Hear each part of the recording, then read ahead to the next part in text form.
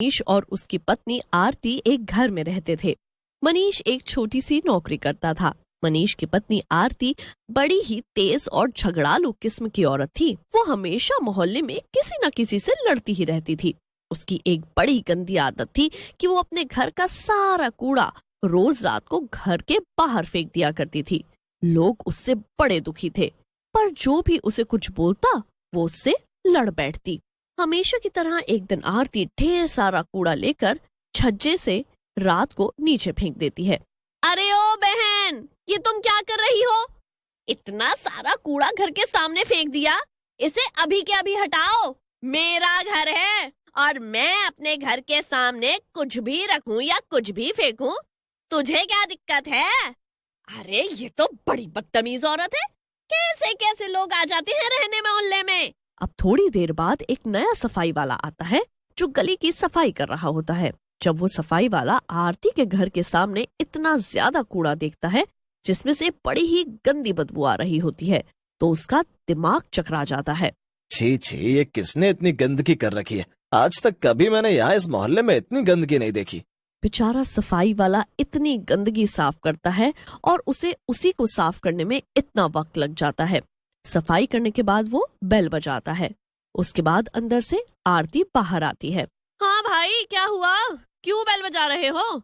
Madam, ये आपने अपने घर के सामने जो इतना कूड़ा इकट्ठा कर दिया था वो मैंने साफ कर दिया है, पर पता है उसमें से बहुत गंदी बदबू आ रही थी और उसमें कीड़े भी पड़ गए थे। रोज कूड़े की गाड़ी आती है, आप घर के सामने कूड़ा न डालकर उसमें डाल दिया करो। इतना सुनते ही आरती तो गुस्से में तिलमिला जाती है कि उसे एक सफाई करने वाला अब आकर समझाएगा। वो उस पर चढ़ बैठती है। अरे ओ सफाई वाले, तेरा काम है सफाई करना, ठीक है?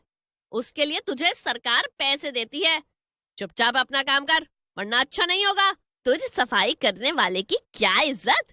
चल चुपचाप से यहाँ से निकल जा, वरना इतना सुनेगा कि याद रखेगा। आरती उस सफाई वाले को खूब सुनाती है और बेचारा सफाई वाला जरा सा मुंह लेकर वहां से चुपचाप चला जाता है। सब पड़ोसी ये तमाशा देख रहे होते हैं, पर आरती के कोई मुंह नहीं लगना चाहता था। अब शाम होती है और उसी दिन आरती के घर कुछ मेहमान आते हैं। उसके घर खूब पार्टी होती है, पूरी रात शोर मचता है और फिर घर के बाहर ढेर खाने के डब्बे और कूड़ा पड़ा होता है।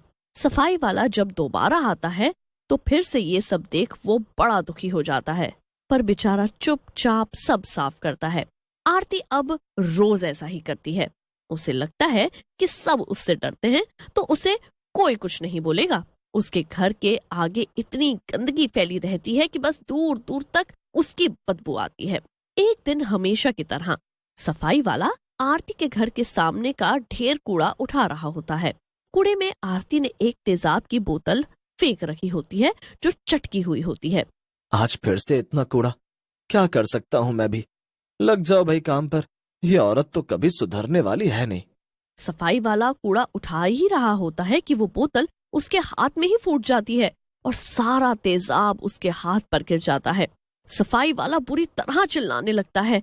सब लोग आ जाते हैं और आरती को सुनाते हैं, पर आरती उल्टा सबके ऊपर चढ़ जाती है। सफाई वाले को आरती पर बड़ा गुस्सा आता है। सफाई वाला वहां से अपना जला हाथ लेकर चला जाता है। उसके बाद उसका हाथ सड़ते सड़ते इतना बुरा हो जाता है कि पूरे शरीर में फैलने लगता है और उसकी मौत हो जाती है। मरने के बाद वो भूत बन जाता है। उसे आरती पर इतना गुस्सा होता है कि उसकी आत्मा को शांति ही नहीं मिलती। उस औरत की वजह से मैं कितना परेशान हुआ। हर रोज जानबूझकर उसने मेरे साथ ऐसा किया। उसकी वजह से मेरा पूरा परिवार बिखर गया। अब मैं उसे नहीं छोड़ूंगा। उसे ऐसा सबक सिखाऊंगा कि जिंदगी भर याद रखेगी। अब बताऊंगा इसे तो मैं। बड़ा दुखी किया इसने मुझे, अब इसकी बारी है। भूतिया सफाई वाला अपने हाथ को घुमाता है और सारा कूड़ा उड़कर आरती के घर के अंदर जाने लगता है। धीरे धीरे आरती का पूरा घर उसी के फेंके हुए कूड़े से भर जाता है। चारों तरफ कूड़ा ही कूड़ा होता है। ये सब करके भूतिया सफाई वाला तो वहां से गायब हो जाता है, पर रात को सोते हुए आरती को बड़ी बदबू, ये अजीब सी कैसी बदबू आ रही है। पूरी रात आरती को वो बदबू सताती रहती है, पर वो उठने का आलस कर जाती है। अब जब वो सुबह उठती है तो उसकी आंखें फटी की फटी रह जाती हैं। पूरा घर उसका कूड़े से भरा होता है। अरे ये सब क्या हो गया?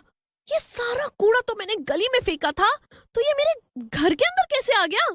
ये जरूर उस सामने वाली पड़ोसन का काम होगा। उसी को ज्यादा तकलीफ है मुझसे और वही ये काम कर सकती है। आरती गुस्से में छज्जे पर जाती है और चिल्लाना शुरू कर देती है, पर सामने से कोई बाहर नहीं आता। आरती पूरे घर की सफाई करती है। उसके लिए इतनी गंदगी साफ करना बड़ा मुश्किल होता है, पर उसके पास कोई चारा भी नहीं होता। उसका पति मनीष भी कुछ दिन के लिए बाहर गया होता है, तो उसकी मदद करने वाला भी कोई नहीं होता। रात को आरती मनीष को फोन करके सारी बात बताती है, पर मनीष उसकी बात को नजरअंदाज कर देता है। अब अगली बार आरती पहले से भी ज्यादा कूड़ा गली में फेंक देती है। कूड़ा इतना ज्यादा होता है कि वो दूसरों के घर तक फैल रहा होता है। लोगों को आने जाने में मुश्किल हो रही होती है, पर आरती के व्यवहार की वजह से वो कुछ नहीं बोलते। फिर रात होती है और